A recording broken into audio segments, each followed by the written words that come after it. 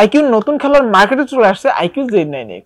এই ফোনটি দেখতে কিন্তু অনেকটাই সুন্দর এবং এই সুন্দর ফোনটির রিয়ার প্যানেলটি দেখলে মনে হবে গ্লাস ব্যবহার করা হয়েছে, তবে রিয়ার প্যানেলে কিন্তু গ্লাস ব্যবহার করেনি, ব্যবহার করা হয়েছে প্লাস্টিক এবং এটিতে গ্লোসি ফিনিশ দেওয়া রয়েছে, যার কারণে দেখতে একদম গ্লাসের মতো মনে হচ্ছে। তবে একটি মজার বিষয় কি জানেন ভাই, মানে গ্লাসের মতো মনে হলেও গ্লোসি ফিনিশ দেওয়া থাকলেও কিন্তু ফিঙ্গারপ্রিন্টের ছাপ একদমই দেখা যায় না। তবে ক্যামেরা মডিউলের উপরে কিন্তু ফিঙ্গারপ্রিন্টের ছাপ বসে, তাই একটু সাবধানে ব্যবহার করবেন। এবং এই স্কোয়ার বডি শেপের ফোনটি কিন্তু মানে রিয়ার প্যানেল তো প্লাস্টিক এবং বডি ফ্রেম দুটোই কিন্তু প্লাস্টিকের। পোর্শন বাটন নিয়ে কথা বলতে গেলে ফোনটির প্রয়োজনীয় পোর্শন বাটন কিন্তু সবগুলোই পেয়ে যাচ্ছেন, তাই এ নিয়ে আর নতুন করে কিছু বললাম না। তবে এই ফোনটিতে কিন্তু সাইড মাউন্টেড ফিঙ্গারপ্রিন্ট সেন্সর ব্যবহার করা হয়েছে, মানে পাওয়ার বাটনটি কিন্তু ফিঙ্গারপ্রিন্ট সেন্সর হিসেবে কাজ করবে, যেটা খুবই ফাস্ট অ্যান্ড অ্যাকুরেট, মানে টাচ করার সাথে সাথে আনলক হয়ে যাচ্ছিল। সাথে হয়েছে IP64 এর রেটিং, যার কারণে টুকটাক পানির ছিটা ফুটা লাগলে কিংবা ধুলাবালি লাগলে কোনো প্রকার কোনো সমস্যা হবে না, মানে এগুলো ভিতরে ঢুকবে না। ডিসপ্লে সেকশন রয়েছে 6.72 ইঞ্চের একটি ফুল HD+ রেজুলেশনের IPS LCD প্যানেলের ডিসপ্লে। সাথে হয়েছে 120Hz রিফ্রেশ রেট এবং পিক্সেল ডেনসিটি হিসেবে রয়েছে কিন্তু 393 ppi এবং পিক ব্রাইটনেস হিসেবে রয়েছে 1000 নিটস পিক ব্রাইটনেস। তবে 1000 নিটস পিক ব্রাইটনেস কিন্তু মোটামুটি ভালোই, মানে 1000 নিটস পিক ব্রাইটনেস থাকার কারণে ইনডোরে ভালো ব্রাইটনেস পাবেনই, তবে আউটডোরে ডিরেক্ট সানলাইটেও ব্রাইটনেস খুবই সুন্দর পাবেন, মানে ব্রাইটনেস কিন্তু কোনো ঘাটতিই মিলবে না, মানে বলতে পারেন ভালোই ব্রাইট একটি ডিসপ্লে। ডিসপ্লের চিন বেজেল নিয়ে কথা বলতে গেলে চিন বেজেল কিন্তু একদমই ন্যারো, যার কারণে দেখতে অনেকটাই সুন্দর লাগছিল এবং ডিসপ্লের উপরে ফ্রন্টে ঠিক সেন্টার রয়েছে একটি পাঞ্চল কাট আউট এবং এই ফোনটিতে কিন্তু রয়েছে সিঙ্গেল স্পিকার, ডুয়েল স্পিকার থাকলে আর একটু ভালো হতো।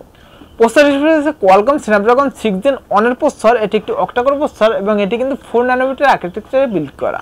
অপারেটিং সিস্টেম হিসেবে রয়েছে অ্যান্ড্রয়েড 14 এবং ইউআই হিসেবে রয়েছে অরিজিনাল 14 এবং এই ইউআই কিন্তু মোটামুটি ভালোই স্মুথ ছিল, মানে কোনো প্রকার কোনো ল্যাগিং ইস্যু বা কোনো প্রকার কোনো ফ্রেম ড্রপ ইস্যু মিলেনি। তবে কিছু টুকটাক অপ্রয়োজনীয় অ্যাপস আছে যেগুলো আপনারা চাইলেই আনইনস্টল করে ফেলতে পারবেন। ফোনটি দুটি ভ্যারিয়েন্টে মার্কেটে পেয়ে যাবেন 6GB র্যামের সাথে 128GB স্টোরেজ এবং 8GB র্যামের সাথে 128GB স্টোরেজ। এই দুটি ভ্যারিয়েন্টের ভিতরে কিন্তু একটি বিষয় আছে, মানে 6128GB ভ্যারিয়েন্টটি কিন্তু ইন্ডিয়ান এবং 8128GB ভ্যারিয়েন্টটি কিন্তু চাইনিজ।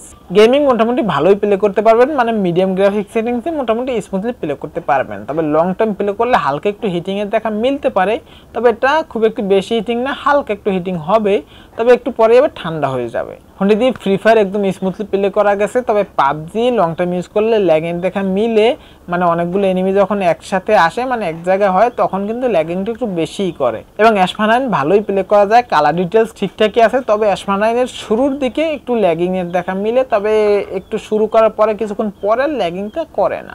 ফোনটির রিয়ার প্যানেল রয়েছে ডুয়াল ক্যামেরা সেটআপ, যার মেইন শুটারটি 50 মেগাপিক্সেলের শুটার এবং এটিতে অ্যাপারচার হিসেবে রয়েছে 1.8 এবং সাথে আরেকটি রয়েছে 2 মেগাপিক্সেলের ডেপথ সেন্সর, যাতে অ্যাপারচার হিসেবে রয়েছে 2.4। ফোনটি দিয়ে তোলা ছবিগুলো মোটামুটি ভালোই আসে, কালার ডিটেলসটা একটু ঘাটতি আছে, যেহেতু দামটা কম কালার ডিটেলস একটু ঘাটতি আছে, তবে প্রাইস হিসেবে ঠিকঠাকই আছে এবং শার্পনেসের একটু ঘাটতি আছে, তবে কাছের ছবিগুলো শার্পনেস ভালোই আসে এবং দূর থেকে তোলা ছবিগুলো শার্পনেসটা একটু সমস্যা করে, তবে ডেলাইট কন্ডিশনে মোটামুটি ভালো একটি রেজাল্ট পাবেন, ভালোই পিকচার পাবেন।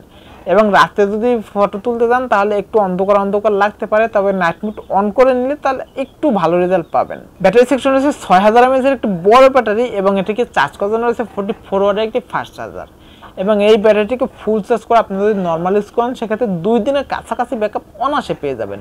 এবং যদি হেভি ইউজ করেন, মানে একটানা গেম প্লে করেন অথবা একটানা মুভি দেখেন, সেক্ষেত্রে 6.5 থেকে 7 ঘন্টার বেশি ব্যাকআপ পেয়ে যাবেন।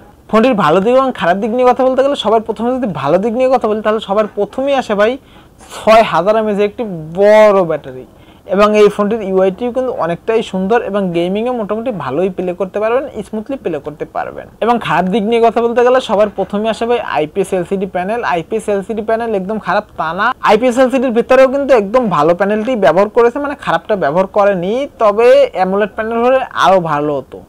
এবং এটিতে কিন্তু রয়েছে সিঙ্গেল স্পিকার, ভাই এখানে ডুয়েল স্পিকার হলে আর একটু ভালো হতো। সো আজকে ভিডিও ছিল এই পর্যন্ত, দেখাবেন নেক্সট কোন ভিডিওতে।